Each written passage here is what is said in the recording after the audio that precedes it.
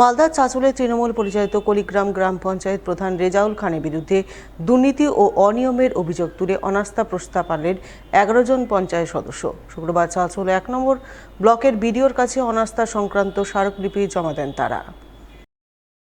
20 আসন বিশিষ্ট কলিগ্রাম গ্রাম পঞ্চায়েতের প্রধান রেজাউল খানের বিরুদ্ধে অনাস্থা প্রস্তাবের পক্ষে স্বাক্ষর করেছেন মোট 11 জন সদস্য।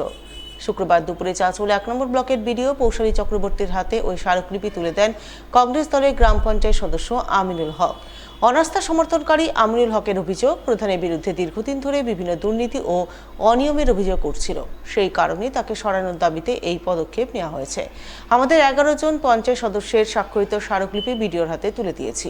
যদিও এই বিষয়ে গ্রাম পঞ্চায়েত প্রধান রেজাউল খান জানান, কোনো প্রকার দুর্নীতি হয়নি, স্বচ্ছভাবে পঞ্চায়েত চলছে, পঞ্চায়েত সদস্যদেরকে ভাঙানোর চেষ্টা চলছে।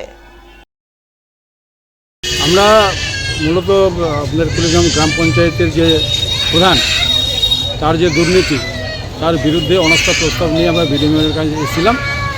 বিডিও ম্যাডামকে আমরা অনাস্থা প্রস্তাবের আবেদন করলাম। বিডিও ম্যাডাম আমাদেরকে আশ্বাস দিলেন যে ঠিক আছে, আমি দেখছি ব্যাপারটা। অনাস্থা বর্তমান যে প্রধান রেজাউল খান আছেন, উনি কোনো মেম্বারকে পাত্তা দিচ্ছেন না, কোনো মেম্বারের সঙ্গে কোনো আলোচনা করছেন না, মিটিংয়ে ডাকছেন না, অথচ মেম্বার খারিজের আবেদন আবার করে দিতে পারছে, যার জন্য আমরা সমস্ত মেম্বার অতিষ্ঠ হয়ে তার বিরুদ্ধে অনাস্থা প্রস্তাব আনছি। আমরা 11 জন আছি বর্তমানে, এখন আরও সব আসবে। বিডিও সাহেব বললেন যে ঠিক আছে, দিলেন তো, আমরা দেখছি ব্যাপারটা। নিশ্চয়ই আমরা অনাস্থা প্রস্তাব যখন মেজরিটি পার্সেন্ট এনেছি, তো অনাস্থা প্রস্তাব থাকতেই হবে। বাকিটা সব আইনের পথেই চলবে।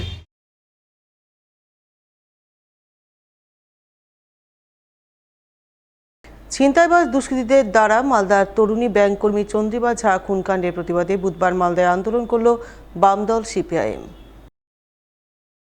আন্দোলনের অঙ্গ হিসেবে ঘটনায় জড়িত দুষ্কৃতীদের দৃষ্টান্তমূলক শাস্তির দাবিতে বিক্ষোভ কর্মসূচি পালন করল ইংরেজবাজার থানা ঘেরাও করে। এই কর্মসূচিকে সামনে রেখে এদিন সিপিআইএমের ইংরেজবাজার শহর এরিয়া কমিটির পক্ষ থেকে প্রথমে মালদা শহরের বুকে এক প্রতিবাদ ও ধিক্কার মিছিলের আয়োজন করা হয়। মিছিলে নেতৃত্ব দেন সিপিএমের জেলা সম্পাদক কৌশিক মিশ্র, সিপিএম নেতা অম্বর মিত্র, শুভজিৎ মৈত্র, বিশ্বপ্রিয় বিশ্বাস, দোলন চাকি, সারা ভারত গণতান্ত্রিক মহিলা সমিতির জেলা সম্পাদিকা রীনা মিত্র সহ অন্যান্যরা। এদিন তাদের নেতৃত্বে প্রথমে বিশাল মিছিল মালদা শহরের বিভিন্ন পথ পরিক্রমা করে। মিছিল শেষে সিপিআইএমের নেতা কর্মীরা মিলে ইংরেজবাজার থানা ঘেরাও করে বিক্ষোভ দেখান এবং তরুণী ব্যাংক কর্মী খুনকাণ্ডে জড়িত দুষ্কৃতীদের কঠোর দৃষ্টান্তমূলক শাস্তির দাবিতে সুর চড়ান।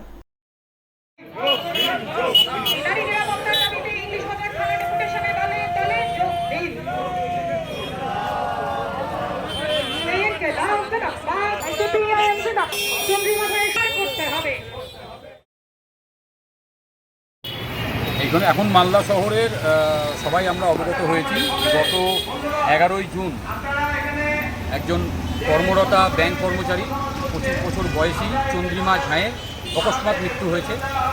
ছিনতাইকারী দুষ্কৃতিকারীদের যে অপচেষ্টা, সেই অপচেষ্টার দৌলতে। এবং এখন চন্দ্রিমা আর তার পরিবারের শুধু নয়, গোটা মালদা জেলার মেয়ে হয়ে গেছেন। কারণ আমাদের যে বোনেরা, আমাদের যে মেয়েরা বাইরে কর্মরত অবস্থায় কাজ করতে যান, আজকে তাদের নিরাপত্তা প্রশ্নের মুখে পড়েছে। কারণ তার সেই চন্দ্রিমা ঝাঁয়ের পরিবারও দাবি করছে এখনও পর্যন্ত আরও 2 জন অপরাধী পলাতক, এবং অসংখ্য বড় একটা যে র্যাকেটের গৈরত্ব চলছে গোটা মালদা জেলা জুড়ে, যে বারবার এরকম ঘটনা ঘটছে।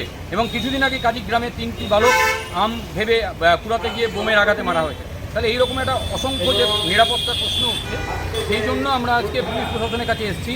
আমাদের দাবিটা আমরা তুলে ধরব এবং সিসিটিভির যে জায়গা, সেটাকে আরও বাড়াতে হবে, নিরাপত্তাকে নিশ্চিত করতে হবে।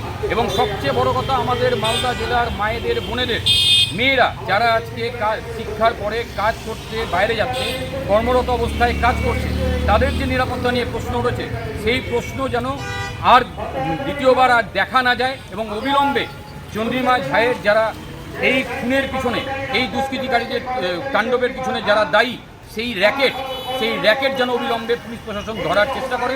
এখনও পর্যন্ত পরিবারের দাবি হিসেবে যে 2 জন পলাতক আছে, এখন সেই 2 জন পলাতককেও ধরার আমরা দাবি করি।